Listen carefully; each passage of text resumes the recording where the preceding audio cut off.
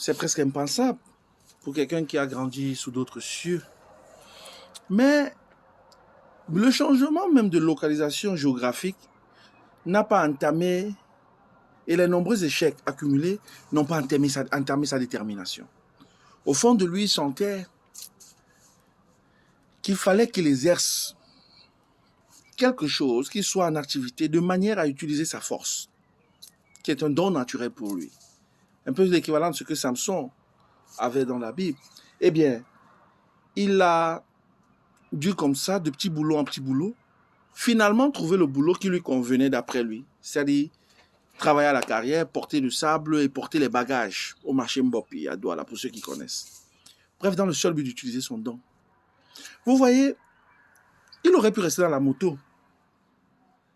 C'est peut-être plus chic pour celui qui s'est bien lavé, prend sa moto et fait tout. Mais ça n'utilisait pas, ça ne mettait pas son don en exercice. Comme quoi il y avait une voix fine qui lui disait non, tu as besoin de quelque chose qui demande l'usage de ton don.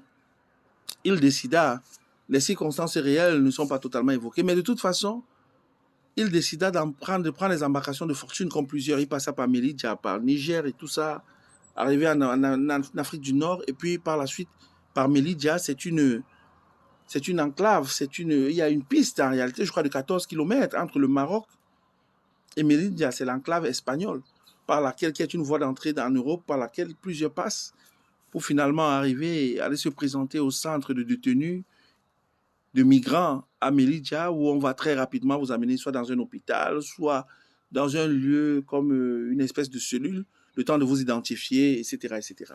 Il a connu tout ça. Ça s'est fait en 14 mois, le voyage. Plusieurs n'arrivent pas, malheureusement. C'est d'ailleurs pourquoi ce n'est pas forcément une voie par excellence à encourager aux gens, surtout ceux qui prennent les pirogues, avec tout ce que ça comporte comme risque, ne maîtrisant ni la météo, ni les fluctuations de la mer, ni les vents et marées. Lui, il a choisi certainement de passer par l'enclave, ça se fait en voiture en général. Mais quoi qu'il en soit, jusque-là, nous saluons son courage. Mais nous saluons le courage parce qu'en réalité, il a bravé à ces obstacles-là. Ce n'est pas tant l'obstacle, la difficulté sur le trajet qui est intéressante parce qu'ils sont nombreux qui meurent en Méditerranée au nom du même courage en réalité. Mais c'est la capacité d'avoir identifié pour moi déjà d'abord la nécessité de mettre son don en évidence qui est très importante ici. Bon, une fois en Europe, notamment après l'Espagne et la France, comme SDF, sans-abri et tout, il y a des milliers de sans-abri qui ne finissent pas avec des histoires aussi glorieuses, ou bien qui finissent toujours dans l'anonymat parce que, voilà, ils sont venus en Europe dans le but d'avoir de quoi manger. Ils sont venus en Europe dans le but de pouvoir dire aux autres que moi aussi j'ai réussi. En fait, ils sont dans l'illusion de la réussite. Mais je pense que ce n'était pas son cas. L'illusion de la réussite n'était pas son partage.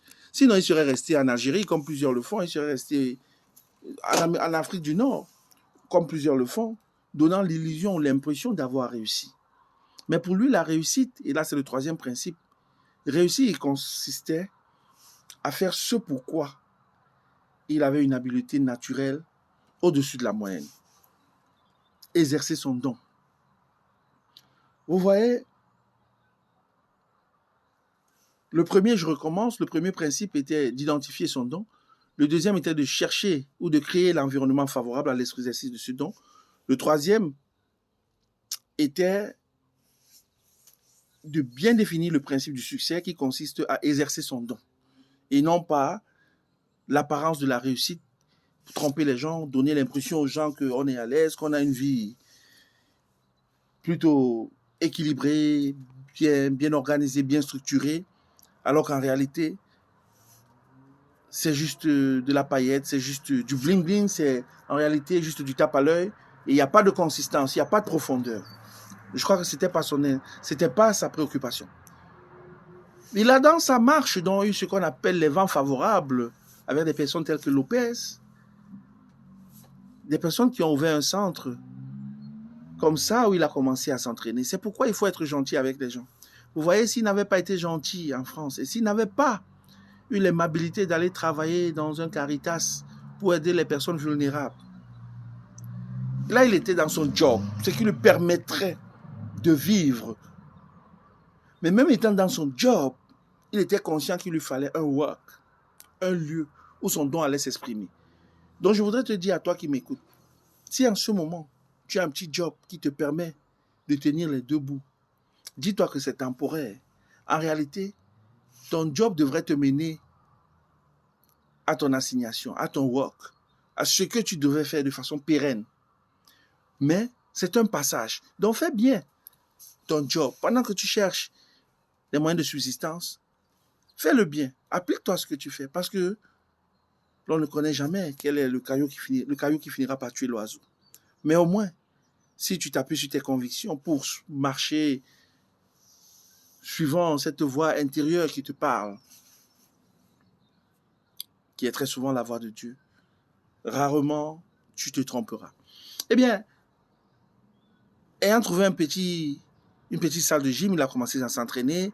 Concours de circonstances, des personnes qui lui ont prêté main forte, qui ont été des aides de destinée dans son parcours, lui ont proposé, avec sa force brute, avec sa capacité à les démolir même aux entraînements, les gars se tiraient des bobos, de plutôt partir aux États-Unis, essayer de tenter le coup dans cette structure qui permettait aux pratiquants d'arts martiaux mixtes de s'exprimer.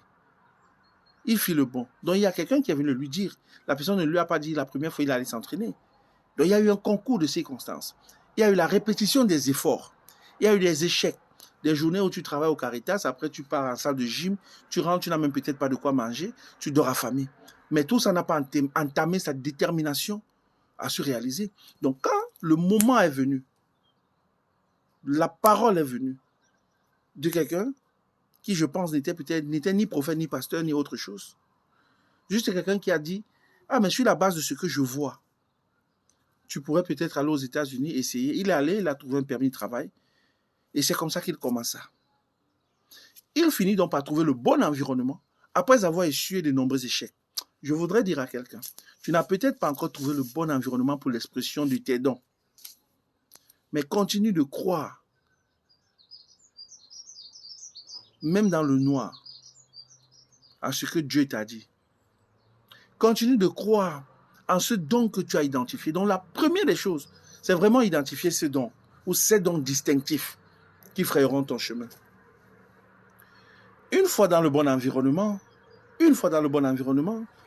il a continué à faire ce qu'il avait l'habitude de faire, ce qu'il faisait de façon assidue au quotidien, depuis son Cameroun natal, en passant par la France. Et donc, il a commencé à connaître les victoires. Mais combien de temps après? Regardez le parcours. Je voudrais parler, et là c'est le quatrième principe. Vous qui voulez réussir vite dans la vie, sachez que tout ce qui s'acquiert rapidement, facilement, sans qu'il y ait un prix qui a été payé derrière, se perd aussi facilement. En janvier 2018, après qu'il ait terrassé plusieurs adversaires,